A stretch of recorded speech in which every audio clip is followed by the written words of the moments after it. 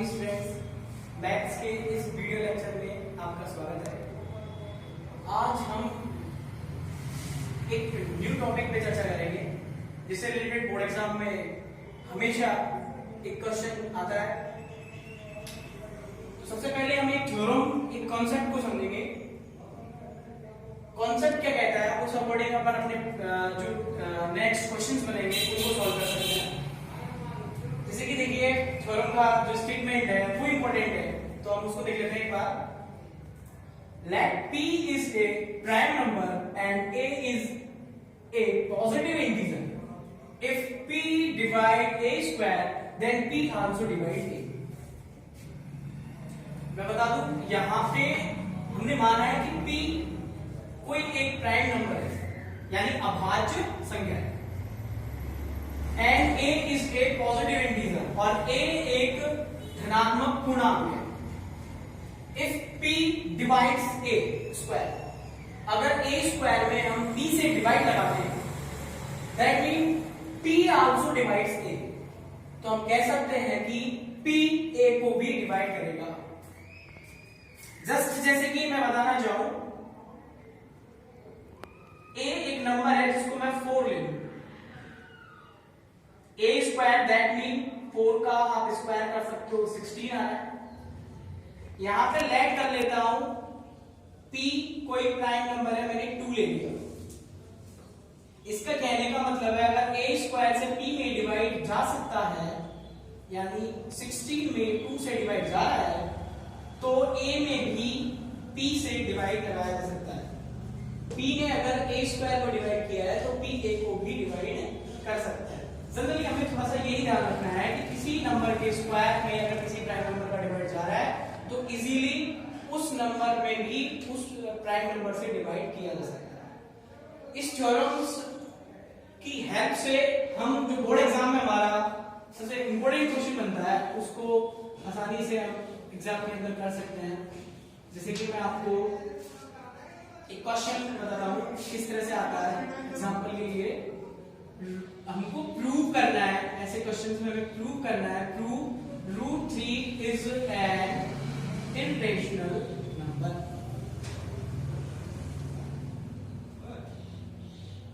Root 3 को हमें irrational prove करना है। जैसे कि हमने प्रीवियस क्लास में पढ़ा है, हमने देखा भी है रूट कॉन्सेप्ट ऑलवेज इररेशनल होता है, बट हमें इसे प्रूव करना है। अगर इस केस को देखें तो ये केस एक इस तरह का केस है जिसमें हमें रिलेटिव्स की मालूम भी है और हमें उसे प्रूव भी करना है। तो एक तरह से हम इस कॉन्सेप्ट को कॉन्ट्राडिक्टरी थॉट के थ्रू करेंगे, विरोधाभास तथ्य को लेते हुए इसे करेंगे और हम रियली में इसे इंडिकेट करेंगे कि रूट 3 इररेशनल नहीं है परिमेय नहीं है। Root 3 as a rational number परिमेय संख्या है। कॉन्ट्राडिक्ट थॉट थोड़ा क्वेश्चन को उलझाएंगे और क्वेश्चन जो कह रहा है कि प्रूव करो इररेशनल है परिमेय, तो हम इसे रेशनल की तरह ट्रीट करेंगे। जैसे कि हम यहाँ पे लेट कर लेंगे सबसे पहले कुछ प्रोसेसेस के, तो लेट करते हैं तो हम बोलेंगे root 3 is a rational number.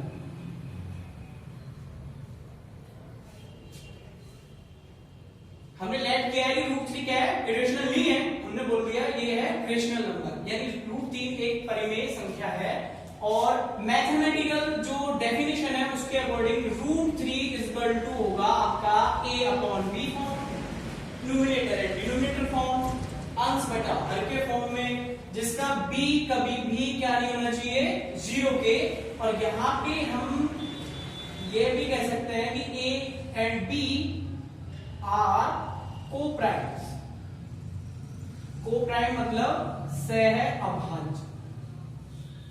मैं पहले भी बता चुका हूं कि को-प्राइम एज एग्जांपल आप इस तरह से ले सकते हो, जैसे कि यहां पे हमारे पास 2 3 कोई दो नंबर है, कॉम्प्लेक्टिकल नंबर है हमारे पास और 2 3 जैसे कि जो ये नंबर है, तो को-प्राइम ये कहता है कि इन दोनों ऐसे नंबरों का पेयर होगा जिसका एचसीएफ हमारे पास क्या है, ओनली 1 है। एचसीएफ या कॉमन हमारे पास क्या है, 1 है, यानी 1 के अलावा ये किसी भी डिजिट से डिवाइड नहीं होंगे।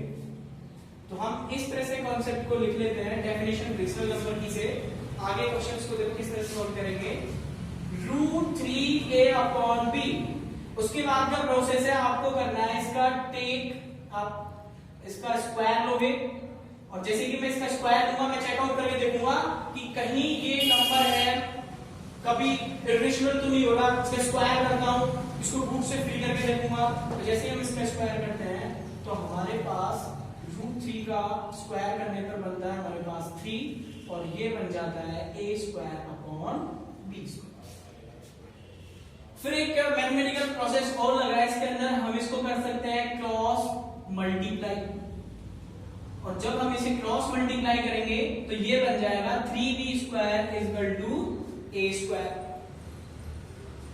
यहां से हम इस 3 को ट्रांसफर कर सकते हैं तो ये बनता है a² अपॉन 3। a² अपॉन 3 के बाद जो हमने ये थ्योरम है उस थ्योरम का यूज करेंगे। अगर a² को किसी प्राइम नंबर 3 से डिवाइड किया जा सकता है, दैट मीन a को भी इस 3 से डिवाइड किया जा सकता है। देखिए हम किस तरह से इसको करेंगे।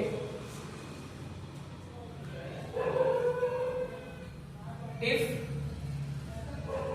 हम कह सकते हैं we know that a² is divisible by p, then a also divisible by p। यहां हम ऐसा करते हैं, इसको इक्वेशन फर्स्ट मेंशन करेंगे। देखिए जैसे कि a² है वो 3 से डिविजिबल हो रहा है, यहां पे हमारा जो p का वर्क कर रहा है वो कौन है, 3 है। अगर a² 3 से डिविजिबल है देन हम कह सकते हैं a also divisible by, therefore a also divisible by 3। अब देखिएगा हमने देख लिया कि जो हमारा कोप्राइम था वो तो ये कहता था कि a और b इनमें डिवाइड है वो ओनली 1 का जाएगा, पर हमने जब इस थ्योरम को अप्लाई किया तो हमने देखा कि a के अंदर जो डिवाइड है वो 3 से भी जा रहा है। यहां पे कंट्रडिक्शन स्टार्ट हो चुका है a के साथ। a अपॉन b को रेशनल होने का विरोध करता है ये 3। a के ऊपर कंट्रडिक्ट थॉट लागू हो चुका है। अब हमें b को चेकआउट करना है, तो इस लैंग्वेज को हम थोड़ा मैथ में स्टडी करते हैं। समझने के लिए मैं बता दूं जैसे कि a also divisible by 3 का मीनिंग होता है a अपॉन 3। जब b के थ्रू हमने a में कॉन्ट्राडिक्ट अप्लाई किया है तो हम इस सिंबॉलिक को लेट कर सकते हैं अदर कांस्टेंट c से। एक क्वेश्चन को समझने का पैटर्न है, एक लॉजिक है, जिससे कि ये क्वेश्चन रटने की बजाय समझने में आसान हो जाता है कि अगर आप इस लैंग्वेज को ऐसा मेंशन करो और रफली इसको इंडिकेट कर दो c से, तो हम यहां देखते हैं कि यहां क्रॉस मल्टीप्लाई अप्लाई जब हम कर दे तो हमारे पास a = क्या निकल के आ जाता है 3c, और ये बनेगी हमारी सेकंड इक्वेशन। अभी जो हमें नेक्स्ट प्रोसेस है हमारा, हम करेंगे कि a = 3c जो हमारे पास सेकंड इक्वेशन आई है हम उसको पुट करेंगे हमारी फर्स्ट इक्वेशन में। पुट सेकंड इन फर्स्ट, और जब इसको फर्स्ट के अंदर पुट कर रहे हैं तो ये b² यहां पे होता है 3c होल स्क्वायर अपॉन 3। इसको मेंशन करते हैं तो ये 9c² अपॉन 3, और यहां से हम इसको चाहे तो कैलकुलेट और भी कर ले, डिवाइड कर दे तो ये बनता है 3c²। देन यहां हमें b² अपॉन 3 भी कर सकते हैं, और ये वैल्यू होता है c² का।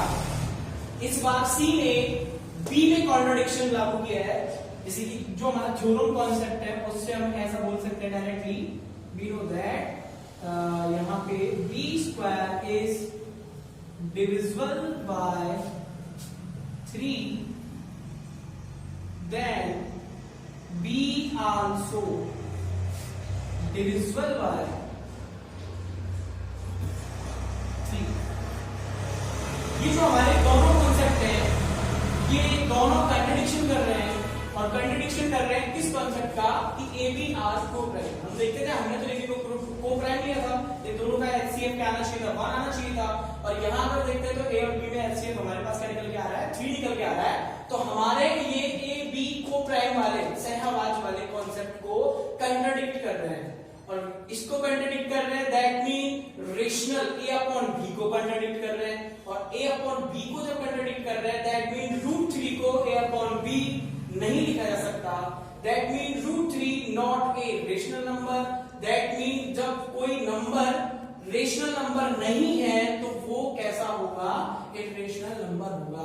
पर हमें लैंग्वेज बेस्ड इसे राइट करना होता है, क्योंकि बोर्ड एग्जाम में मार्किंग के लिए लिखना जरूरी है। और अगर हम यहाँ पे लिखें इसको तो हम ऐसा कह सकते हैं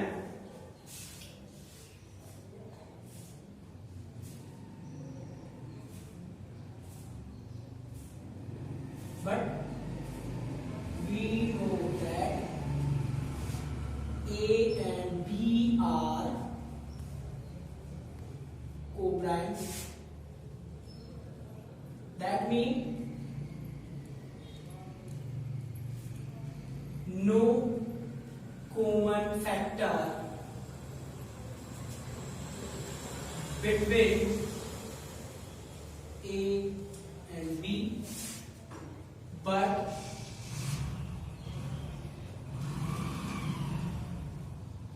according to explanation we find AB have a common factor 3, 8 contradict our thought. Finally, we can say √3 is not rational. So √3 is a irrational number. जो ये क्वेश्चन था, जैसे कि अपन ने यहां देखा था कि 3 इधर भी आया और a स्क्वायर 3 इधर भी था, a also divisible by 3, b also divisible by 3। तो हमने देखा कि इनके बीच में कॉमन फैक्टर कौन मिला, 3 मिला। और कोप्राइम कहता है कि इनके बीच में कॉमन फैक्टर कौन होना चाहिए, 1 होना चाहिए। तो इस वजह से हमारी एजुकेशन जो है कंट्रडिक्ट करती है, क्योंकि हमारी कोप्राइम जो डेफिनेशन है उसके विरोध में जा रहे हैं, और कोप्राइम के विरोध में जा रहे हैं, दैट मीन रेशनल नंबर के विरोध में जाते हैं। इसलिए ये √3 रेशनल कभी होगा ही नहीं, ये कैसा नंबर होगा, इरेशनल नंबर होगा। काफी उम्दा क्वेश्चन है और बोर्ड एग्जाम में ये काफी बार आया भी है। हाल फिलहाल ये 2017 में राजस्थान बोर्ड एग्जाम में आया हुआ था, इंपोर्टेंट क्वेश्चन है। इसी बेसिस पे आप अदर क्वेश्चन जैसे कि √2, √5, √6 इनकी कैलकुलेशन भी कर सकते हैं। सेम लैंग्वेज रहती है, सेम पैटर्न रहता है, ज्यादा कुछ नहीं करना है, रेशनल लेट करना है, रेशनल का डेफिनेशन लिखना है, एक बार स्क्वायर करना है, स्क्वायर करने के बाद ये जो थ्योरम है वो अप्लाई करना है, और जो डाटा होते हैं A upon B type A B दोनों के लिए अप्लाई करना है। फाइनली आप देख सकते हो कि ये कैसा होगा, √3 इटरेशन होगा। इसी तरह हम एक क्वेश्चन को और डिस्कस करते हैं, जैसे कि हमारा नेक्स्ट क्वेश्चन है, prove that 5 minus √3 is an irrational number। सिद्ध कीजिए कि 5 माइनस √3 यानी 3 एक इरेशनल नंबर है। कुछ शॉर्ट मार्क्स में भी हमारे पास क्वेश्चन आते हैं जिन्हें हमें इरेशनल प्रूव करना होता है। वैसे अगर इसको प्रीवियस क्लास के स्टैंडर्ड से देखें तो हमने स्टडी किया था कि अगर कोई रेशनल नंबर हो और रेशनल नंबर के मिड में जैसे कि कोई ऑपरेशन हो, प्लस हो, माइनस हो, मल्टीप्लाई हो, डिवाइड हो, और दूसरा कॉन्सेप्ट हमारे पास इरेशनल नंबर हो, तो रिजल्टेंट हमारा इरेशनल ही बनता है। बट ये एक थॉट है, अब ये चीज है, अब हमें तो इसे प्रूव करना है। हम इसे डायरेक्ट शॉर्ट आंसर नहीं लिख सकते, हम इसे लास्ट आंसर ही में लिख सकते हैं बट स्टार्टिंग में नहीं लिख सकते। तो हम इसे प्रूव करने के लिए लास्ट जो हमने थ्योरम अभी स्टडी की थी उसके अकॉर्डिंग ही इसे सॉल्व करेंगे। तो सबसे पहला जो फंडा होता है इधर, तो आंसरिंग में आप सबसे पहले अज्यूम कर लो, लेट कर लो और 5 माइनस रूट 3 को बोलोगे आपकी ये क्या है, रेशनल। परिमेय इज ए रेशनल नंबर। अगर ये रेशनल है तो इसको P अपॉन Q फॉर्म यानी A अपॉन B फॉर्म में होना चाहिए, B को नॉट इक्वल 0 होना चाहिए और A B को कैसा होना चाहिए, को प्राइम होना चाहिए, को प्राइम। और यहाँ A B क्या है, इंटीजर्स है, क्योंकि रेशनल का डेफिनेशन ही होता है कि A B इंटीजर्स है, A अपॉन B फॉर्म बनेगी और B नॉट इक्वल 0 यानी डिनोमिनेटर कभी भी उसका 0 नहीं होना चाहिए। तो जैसे कि इस क्वेश्चन का आगे सोल्व करते हैं तो हम ज्यादा नहीं है यहाँ पे, सबसे पहले जो हमने लास्ट क्वेश्चन किया उसके फैक्ट में हम इसको पोर्शन बनाएंगे। जैसे कि रूट वाले कॉन्सेप्ट एक साइड रखेंगे, बाकी का सारा अदर साइड हमें ट्रांसफर करना होगा। तो हमने देखा यहाँ पे माइनस रूट 3 है, तो हमने a अपॉन b इस माइनस रूट 3 को यहाँ ट्रांसफर किया, तो ये हो गया हमारा प्लस रूट 3। इस कॉन्सेप्ट में मैंने कहा था कि हमें ओनली इरेशनल एक तरफ और रेशनल क्वांटिटीज को एक तरफ रखना है, तो यहाँ 5 के पास हम a अपॉन b कॉन्सेप्ट को भी ट्रांसफर कर देते हैं, तो ये बन जाता है 5 माइनस a अपॉन b और ये हमारा क्या है, रूट 3। यहाँ हम देखते हैं प्रॉपर्टी, यहाँ पे हम एलसीएम ले सकते हैं और ये हमारे पास 5b minus a equal to root 3। थोड़ा इस कॉन्सेप्ट को हम ऐसे भी लिख सकते हैं, root 3 equal to 5b minus a। जरा इस चीज को देखिएगा, a और b तो इंटीजर्स थे, पर यहाँ आने वाला 5 आल्सो ए इंटीजर और कॉम्बिनेशन ऑफ इंटीजर नंबर्स, यानी मैं कह दूं कि पूर्णांकों का जो समूह बनता है, एडिशन, सब्ट्रैक्शन, मल्टीप्लाई, डिवाइड, इनके थ्रू, तो जो ये कॉम्बिनेशन बनता है वो भी इंटीजर ही होते हैं सारे, रिजल्टेंट इनका इंटीजर ही निकल के आता है।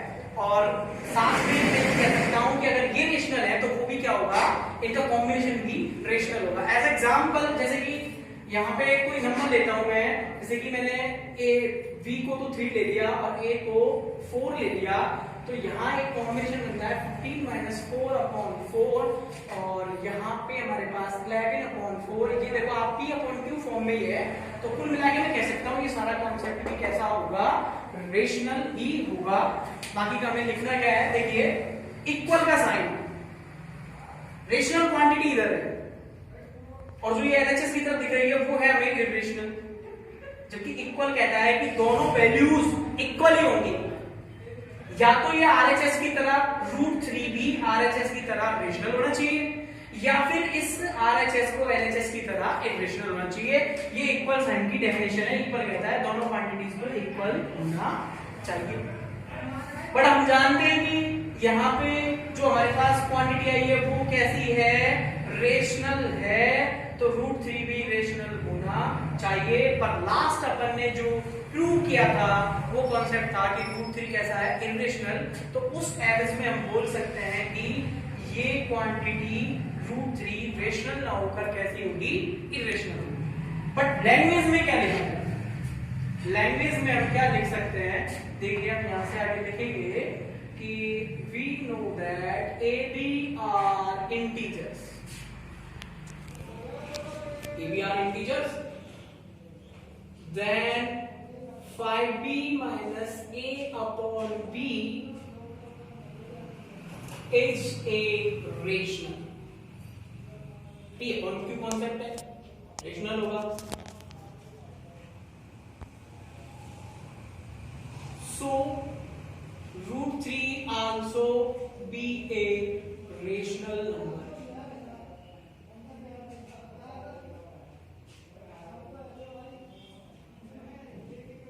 But root 3 always be irrational इस अकॉर्डिंग ये अगर रेशनल है तो इक्वल की वजह से रूट 3 को भी रेशनल होना चाहिए, पर हमने ये देखा कि रूट 3 हमेशा कैसा होता है, रेशनल होता है। It contradict